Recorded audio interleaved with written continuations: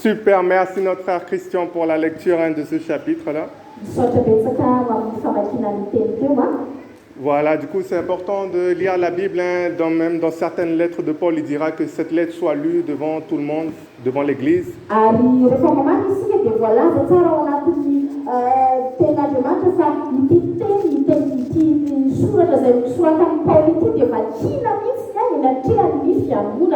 Voilà, du coup la semaine dernière on avait parlé des 7 gros péchés là qui empêchent la communion fraternelle.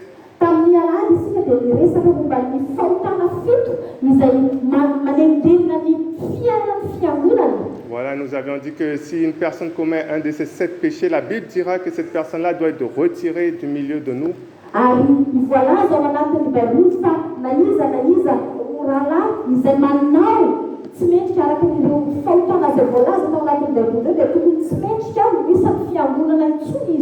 Voilà, on avait parlé de plusieurs, mais juste pour rappeler, ce que la Bible parlait le plus, c'était celui de la fornication, c'est-à-dire quand on est avec un homme ou une femme alors qu'on n'est pas marié avec eux.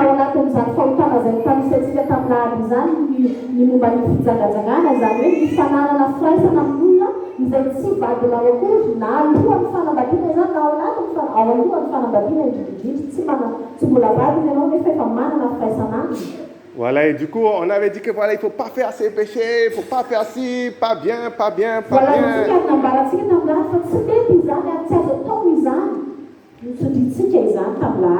Voilà, mais on n'a pas envie de faire non plus comme les hypocrites, voilà. Voilà, la vérité, c'est qu'en fait, tout le monde pêche, voilà.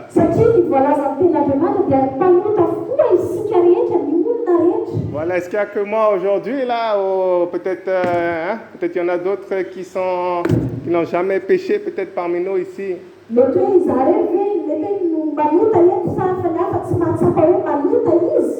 Voilà, aujourd'hui on est bien habillés, là, les jolis linges pour le dimanche, mais dans la pratique, on sait qu'on fait tous des péchés.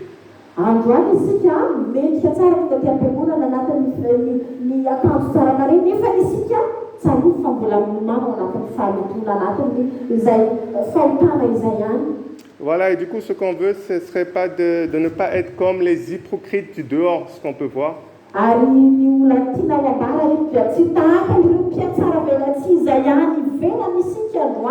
Voilà, qui vont faire les choses pour l'apparence, pour essayer de montrer qu'ils sont bien devant les personnes.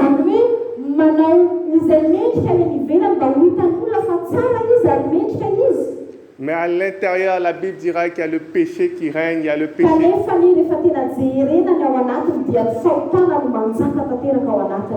Voilà, et du coup, aujourd'hui, ce que je veux parler, c'est par rapport au péché qu'on peut avoir dans notre vie pratique, dans la vie de tous les jours. Comment est-ce qu'on fait pour avancer malgré cela?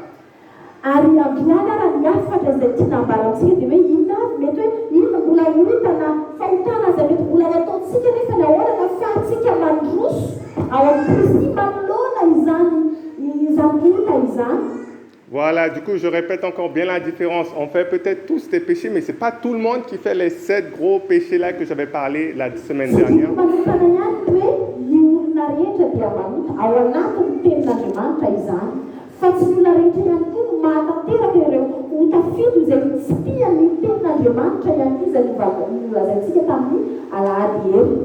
Voilà, on va ouvrir dans Jérémie chapitre 23 au verset 29, juste un peu.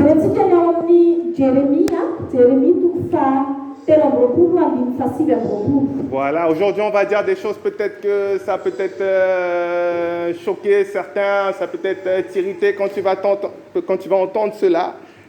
Mais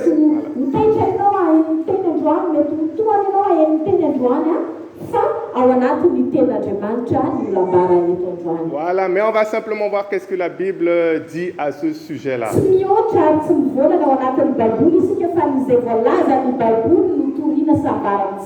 Voilà, ici c'est Dieu qui parle à Jérémie, il dira: ma parole n'était pas comme un feu, dit l'Éternel, et comme un marteau qui brise le roc.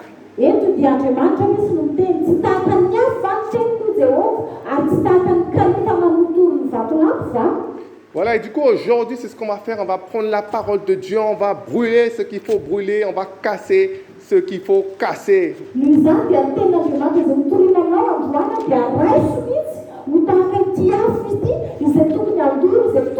olona rehetrarehetra ao amin'ny fiainanao ary tahaka ny kanota izay anotoro izay rehetra tokony torotoroana ao anatin'ny fiainanao. Voilà, du coup, comme je disais, ceux qui essayent dans la vie, ceux qui essayent vraiment de marcher dans la sanctification, vont à un moment rencontrer un mur.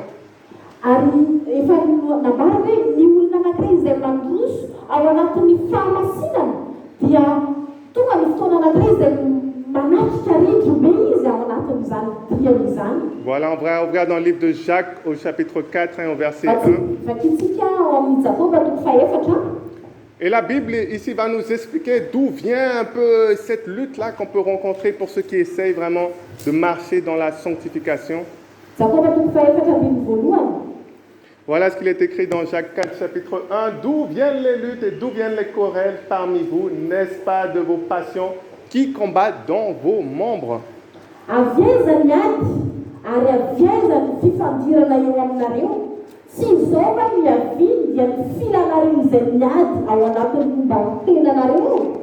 Voilà, du coup ici la Bible dira qu'il y a des passions qui combattent dans nos membres. Ici ny tenaandriamanitra dia manambara fa misy filana ty ady ao anatin'ny momba tenanareo. Voilà, et si on poursuit pour ouvrir dans Romains chapitre 7 maintenant, voilà. Raha mbola mitohy isika mamaky ao amin'ny Romana toko fafito.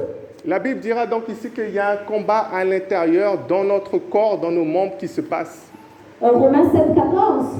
Voilà, on va le lire. Izay hoe misy ady ao anatintsika ao dia tahaka ity fa fantatsika fa araka ny fanahy ny lalàna fa izao kosa mofo namidiny andeviny. Voilà, après on va continuer là, du coup là tu as lu le chapitre 4, verset 14 je crois.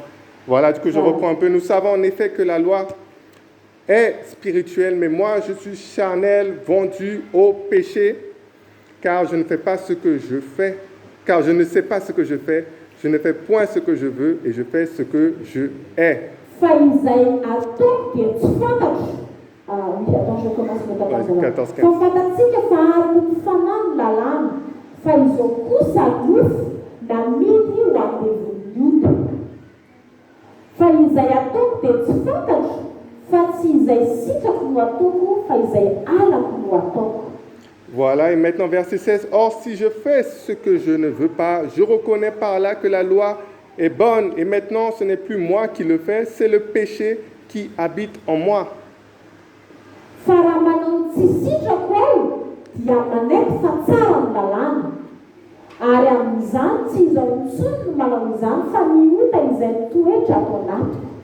Voilà, verset 18, on continue. Ce qui est bon, je le sais, n'habite pas en moi, c'est-à-dire dans ma chair.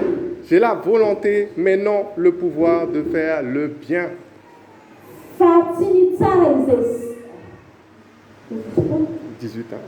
fa fantatro fa tsy misy zavatra tsara mitoetra ato amiko dia ato amin'ny nofo fa ato anatiko ihany ny fikasany saingy mihatanteraka ny tsara ny tsy ato.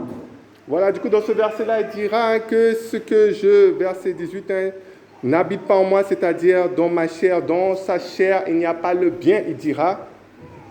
Araka ity andiny fahavalambin'ny dia manambara mihitsy hoe tsy misy zavatra tsara mitoetra ato anatiko sy izy ato anatin'ny nofoko. Voilà, verset 19, car je ne fais pas le bien que je veux et je fais le mal que je ne veux pas. Ny andiny fasivy ambin'ny folo dia manambara antsika hoe fa tsy ny tsara izay sitrako no ataoko fa ny ratsy izay tsy sitrako no ataoko.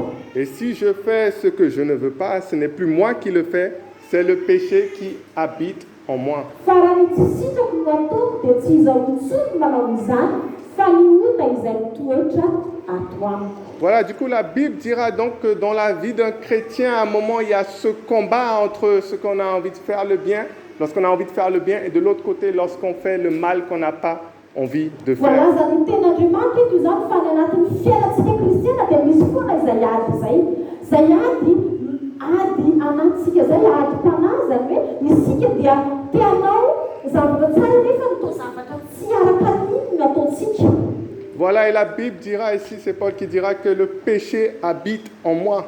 Ary Paul eto no miteny fa ilay ota izay mitoetra ato anatiko izy no manao izany. Voilà, si on continue au verset 22, car je prends plaisir à la loi de Dieu selon l'homme intérieur. Raha toy izatsika ny toko faharoa amby roapolo dia manao hoe fa mankasitraka Mais je vois dans mes membres une autre loi qui lutte contre la loi de mon entendement et qui me rend captif de la loi du péché qui est dans mes membres.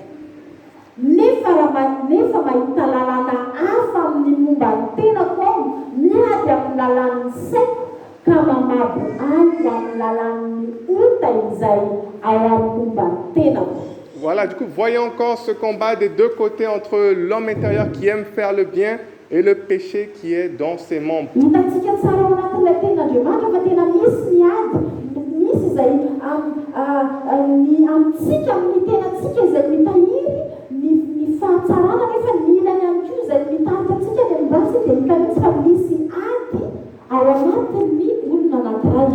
Et la Bible dira que Paul est passé par ça, il voulait faire le bien, il voulait faire les bonnes choses que Dieu avait prévues pour lui, mais il y avait constamment cette lutte entre les deux, il était bloqué.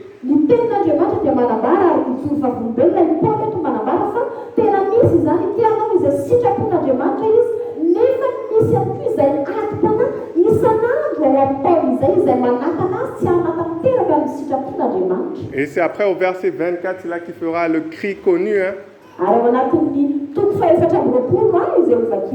Misérable que je suis, qui me délivrera de ce corps de mort?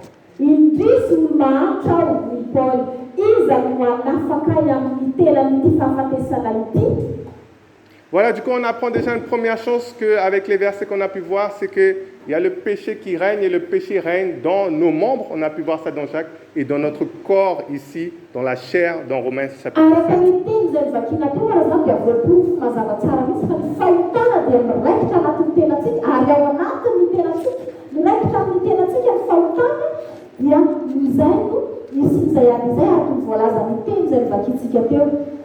Voilà, on peut commencer à ouvrir dans le livre de Jean, chapitre 1. Voilà, et du coup, ici, on voit qu'il y a d'un côté le corps, la chair, la puissance de péché, mais Paul parlera également de l'autre partie, de l'homme intérieur qui prendra plaisir à la loi de Dieu.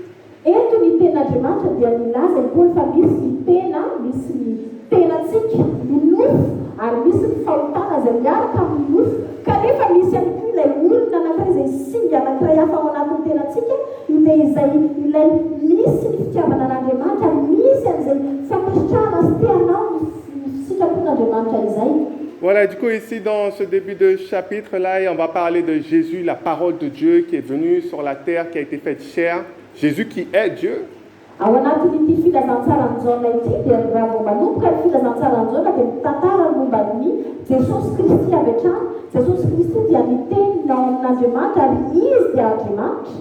Voilà, et au verset 12, il y aura ce verset connu également.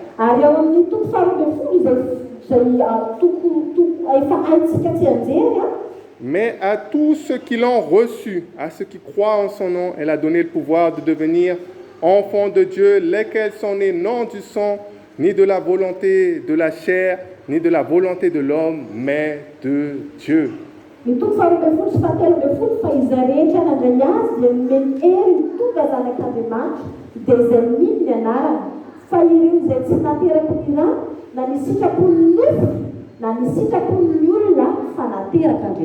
Voilà, du coup, la Bible dira qu'il y a un miracle extraordinaire qui se passe lorsque quelqu'un reçoit la parole de Dieu dans son cœur.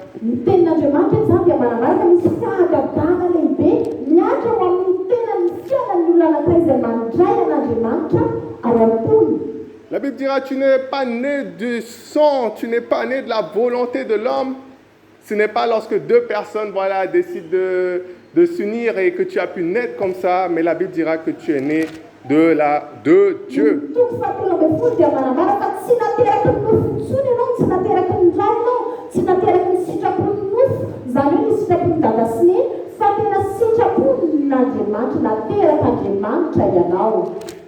Voilà, on va tourner dans 2 chapitres plus loin, Jean chapitre 3. Voilà, du coup, ici, la Bible parle ici d'une nouvelle naissance qui va avoir lieu au moment où on reçoit Jésus, la parole de Dieu, dans notre vie.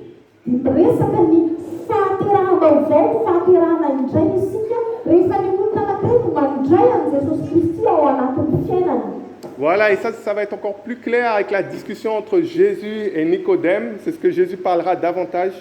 Eto dia mazava tsara aveo rehefa Jesosy niresaka tamin'ny Nikodemosy dia misy hevitra nivoaka mazava tsara teo anatin'ny firesan'izy mirahalahy.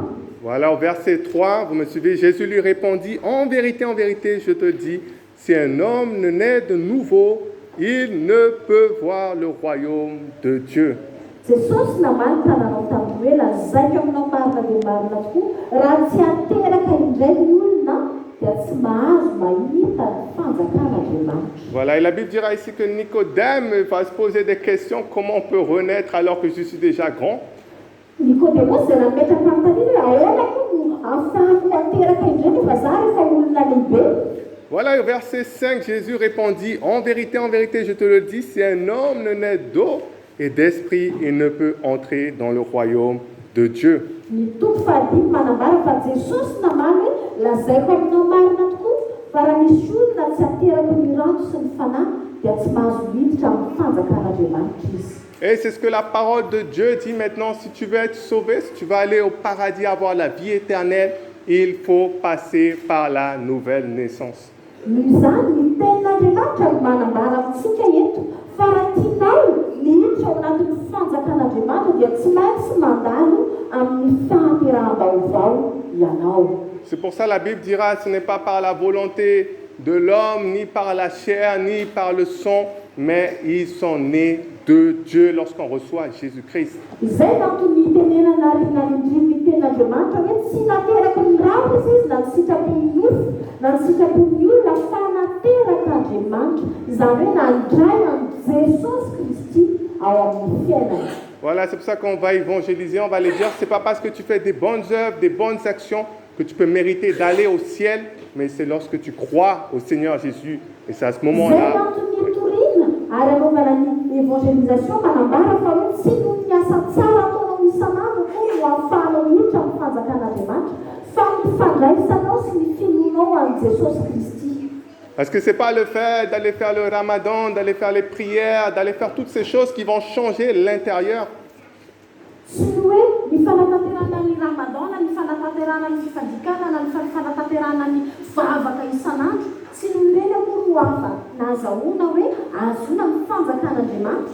Mais si tu veux obtenir la nouvelle naissance, comme le verset 12 l'a dit, c'est à tous ceux qui l'ont reçu, ceux qui croient en son nom maintenant passent par cette nouvelle naissance en Jésus. Fa araka izay voalaza tao amin'ny toko faharoa ambin'ny folo hoe izay rehetra nandray azy izay tokony mandray an Jesosy Kristy izay no azahoana ny fiainam-baovao ary izay fiainam-baovao izay no azahoana miditra mahita ny fanjakan'Andriamanitra. Voilà, pour retourner dans 1 Thessaloniciens au chapitre 5. Thessalonianina voalohany toko fahadimy.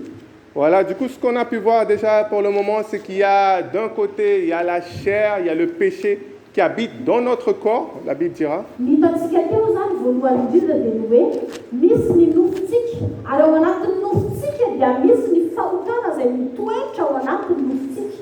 Et de l'autre côté, la Bible dirait qu'il y a cet homme nouveau, cet homme, notre esprit qui est passé par cette nouvelle naissance.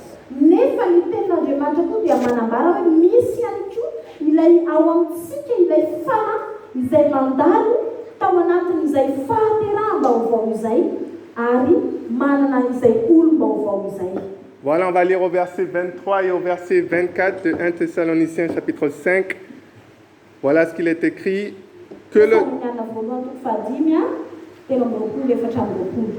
Que le Dieu de paix vous sanctifie lui-même tout entier et que tout votre être, l'esprit, l'âme et le corps soient conservés irréprochables lors de l'avènement de notre Seigneur Jésus-Christ. Celui qui vous a appelé est fidèle et c'est lui qui le fera.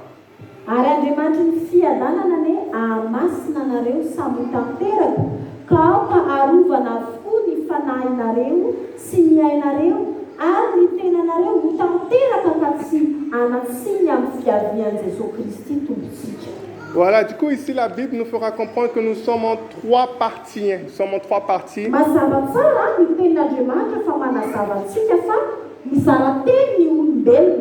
Voilà, l'esprit, l'âme et le corps.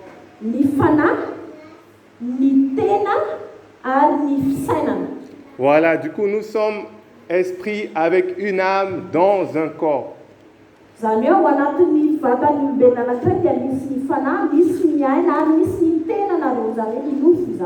Voilà, notre esprit, c'est notre vraie personne qui est passée par cette nouvelle naissance au moment où on croit au Seigneur Jésus.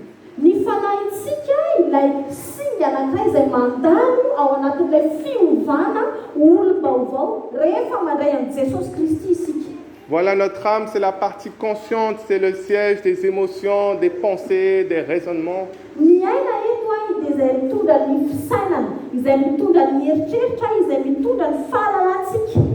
Voilà, c'est là où on aime, on réfléchit, on est fâché, on est jaloux, c'est dans cette partie-là.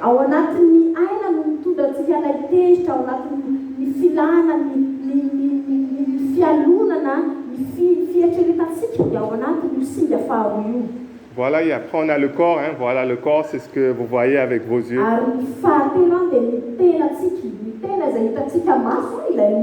Voilà, ce qui est important de savoir, c'est que l'esprit n'est pas juste une petite bulle de nuages comme ça qui se balade dans l'air.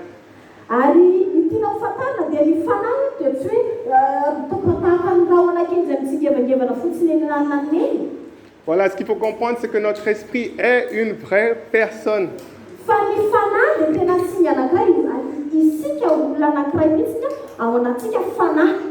Voilà, c'est-à-dire qu'elle a des yeux, une bouche, des mains, des pieds.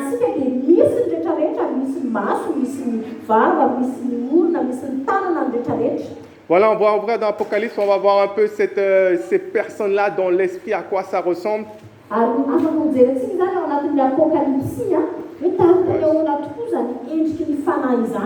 Voilà, Apocalypse chapitre 6, on va voir des petits exemples. Voilà, vous n'êtes pas obligé de tourner, mais on va le lire.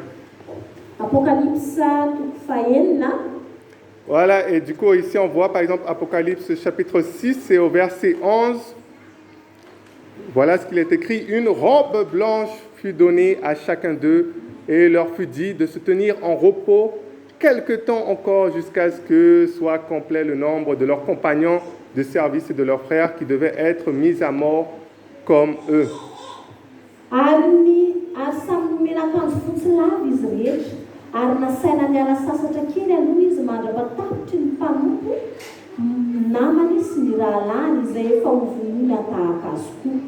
Voilà, et ici c'est dans la vision de Jean de ce qu'il va voir, et ça c'est dans le ciel, hein. On verra.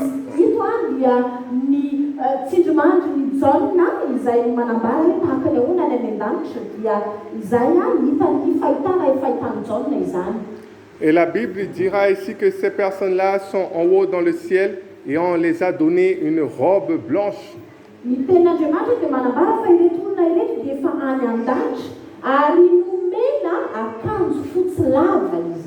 Voilà, et on les a dit d'attendre encore les autres chrétiens qui étaient encore en bas sur la terre, que eux également ils soient, qui passent aussi par la mise à mort là, voilà, qu'ils soient, comment il le dit ici, qu'ils soient mis à mort comme eux, au verset 11.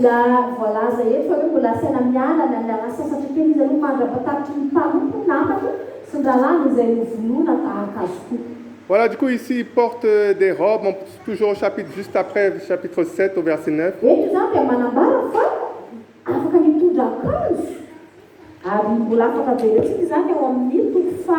Verset 9, voilà. Verset 9. Voilà. Après cela, je regardais, voici, il y avait une grande foule que personne ne pouvait compter, de toute nation, de toute tribu, de tout peuple et de toute langue. Ils se tenaient devant le trône et devant l'agneau, revêtus de robes blanches et des palmes dans leurs mains. Apocalypse fafitoany andiny fasivy. Rehefa afaka izany dia hitako indreo misy olona betsaka tsy tampoka ny saina avy amin'ny firenena rehetra sy ny fokom-pirenena sy ny olona ary samy hafa fiteny mitsangana teo alohan'ny seza fiandrianana sy teo anatrehan'ny zanak'ondry miakanjo akanjo fotsy lava sady mitana sapandrofy teny amin'ny tanany. Voilà, et du coup, vous voyez ici qu'ils ont des robes, ils ont des palmes dans leurs mains. Dans d'autres versions encore, on voit qu'ils crient d'une voix forte.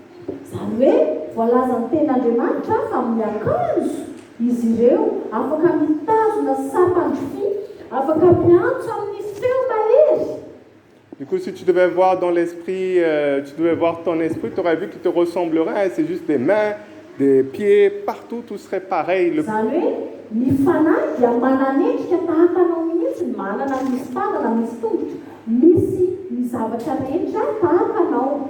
Voilà, ton corps est l'enveloppe de ton esprit qui te permet après d'agir dans ce monde physique sur la terre. Ny tenantsika dia tahaka ny fonosana iray izay mitondra izay fanahy izay afaka miaina eto an-tany.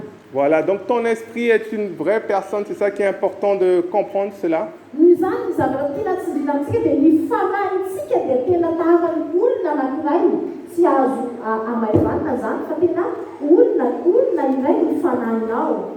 Et la Bible dira qu'au moment où tu crois au Seigneur Jésus, ton esprit, parce que ce n'est pas ton corps, hein, vous avez vu, votre corps n'a pas changé quand vous avez cru en Jésus. Fa efa amizay voalaza hoe voalaza ny ten'Andriamanitra fa rehefa nandray an' Jesosy Kristy ianao dia ny fanahinao, tsy tsara fa ny fanahinao, tsy hoe ny tenanao satria rehefa nandray Jesosy ianao tsy nioka moa ny nofinao na ny volon-koditrao fa ny fanahinao. Voilà, mais la Bible dira qu'au niveau de l'esprit, tu passes maintenant par une nouvelle naissance, tu deviens maintenant une nouvelle personne dans l'esprit. Ny fanahinao no nanana fiovana lehibe izay tao an-taloha sy miova olom-baovao, ilay fanahy io. Voilà, on va retourner dans le chapitre Romains, chapitre 6 qu'on avait pu lire au début. Iverinao iray Romanina toko fahenina izay novakiantsika iray amatono teny ambonivoany isika. Voilà, pour ceux qui auront plus de temps à la maison pour étudier plus ce thème-là, du coup, c'est surtout les chapitres 5, 6 et 7 qui vont parler abondamment de ce sujet. Mbola raha manam-ponao afaka mandalina ianao any an-trano dia avakio ny toko fahadimy, ny toko fahenina, toko fahafito izay mandalina lalinalina koa momba ny thème izay resahana isika. Voilà ce qu'il dira donc au verset 2, on va lire au premier verset. Que dirons-nous donc? Demeurions-nous dans le péché afin que la grâce abonde? Ny toko voalohany inona no lazaintsika mbola hitoetra amin'ny ota ihany va isika hitombon'ny fahasoavana? Voilà, du coup, parce qu'il y a certains, peut-être pour ceux qui font l'évangélisation assez fréquemment, mais parfois les gens posent cette question-là. Ho an'ny izay mandeha manao ny asa fitoriana dia matetika mila mametraka fanontaniana foana, mametraka ny fanontaniana io. Voilà, on parle parfois avec certains musulmans, on les dit, pour aller au paradis, tu crois seulement au Seigneur Jésus et tes péchés sont pardonnés. Dia manambara mitory ianao ny hoe izay Islam manao ahoana zany dia ianao mitory amin'ny hoe minoa an' Jesosy Kristy tompo dia mivoafafa ny fahotanao rehetra. Voilà, après une des réponses parfois qu'ils donnent, c'est donc ça veut dire je peux aller faire ci, je peux aller faire tout ce mal-là et après Jésus me pardonne, c'est ça. Zany hoe midika zany zany izy ireo dia afaka manao izay tiako atao rehetra, afaka manao an'ity, afaka manao an'ity fa tonga dia efa voafenan' Jesosy ny heriko rehetra. Et la réponse est oui, si tu te repens devant Jésus de ton péché et tu demandes pardon de tout ton cœur.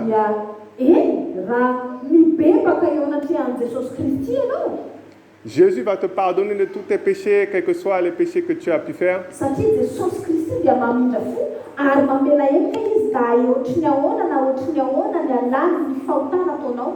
Voilà, sauf quelques-uns, bien entendu, qui font que c'est trop tard pour certaines personnes d'être sauvées.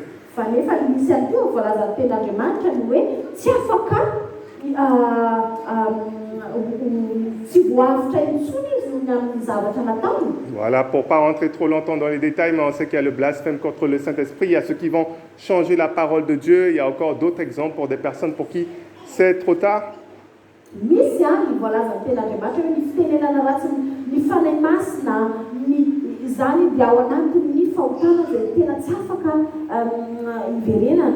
Voilà, mais la Bible dira tout simplement qu'ils sont allés et ils ont endurci leur cœur et maintenant c'est plus possible même pour eux de se tourner vers Jésus pour recevoir le pardon des péchés.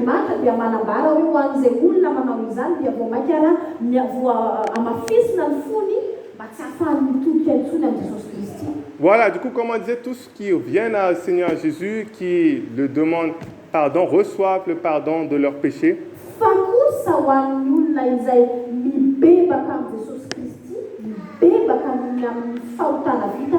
Voilà. Et ça, c'est ça ici la question, c'est est-ce que maintenant, parce qu'il me pardonne tout, quand il y a le péché qui abonde, il y a la grâce qui surabonde, est-ce que ça veut dire que je dois continuer alors à pécher?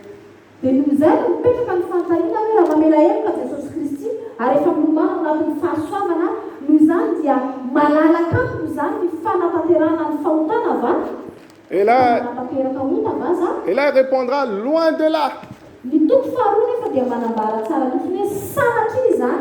Nous qui sommes morts au péché, comment vivrions-nous encore dans le péché?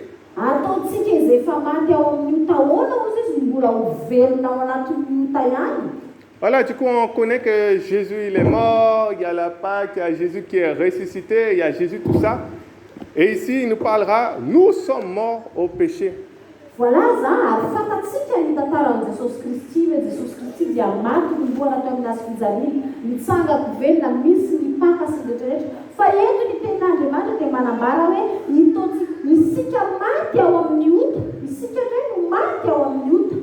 Verset 3, ignorez-vous que nous tous qui avons été baptisés en Jésus-Christ, c'est en sa mort que nous avons été baptisés.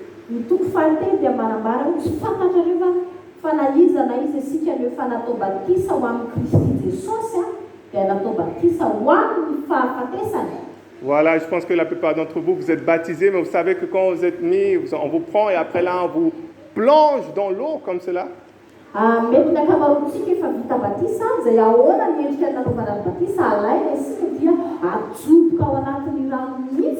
Et la Bible dira, c'est de cette manière-là qu'on a été plongé également dans la mort quand Jésus-Christ, il était mort.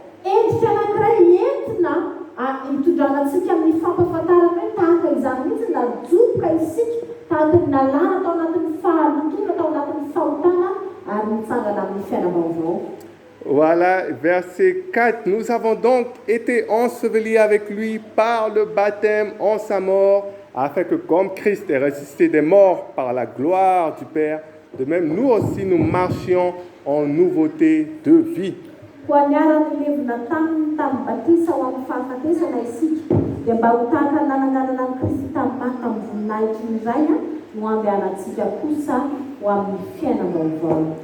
Voilà, du coup, la Bible dira qu'on a été plongé dans sa mort, mais quand Jésus était mort, on était mort avec lui, mais quand il est ressuscité, nous aussi, nous sommes passés par la résurrection.